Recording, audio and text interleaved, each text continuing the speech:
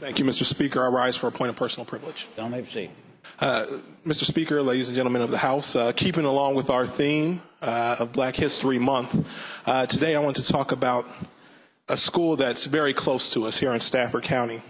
Prior to 1939, there was only one school that African Americans could attend that went beyond the 7th grade. So in 1939, Work Progress Administration put together a group of family members, and they all came out and they built a school, the Stafford Training School. Now, with this institution, what it allowed the students to do was it allowed the African American students in Stafford County to have somewhere that they could go beyond the 7th grade education.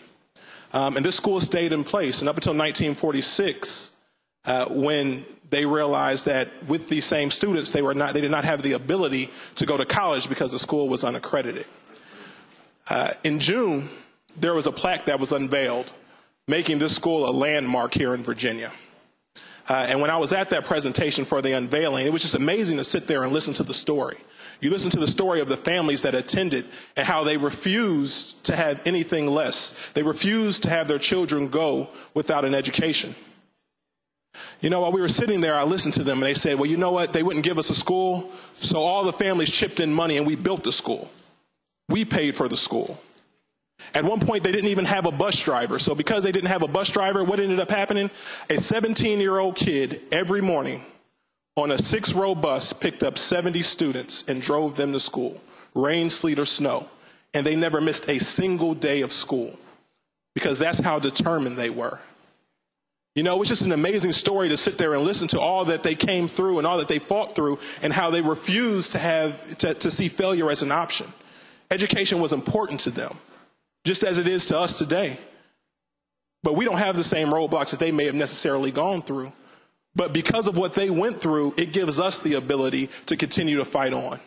You know, so when I sit there and I hear stories like that, and I look around this room and I see members of the Black Caucus, and I listen to some of the stories that have gone on throughout life, and it just reminds me of how blessed I am to be sitting in this room today, in a room where, when it was first created, I may not even been considered a full person. But today I sit in seat number 1.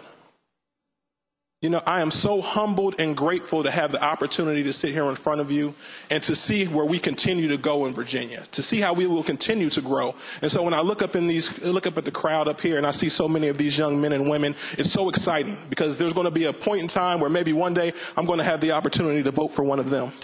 I'm going to have the opportunity to push them 10 steps further than we ever even dreamed about going. And that's what those families who went to the Stafford Training School had the opportunity to do for me. It gave me an opportunity to go even further than they even dreamed about.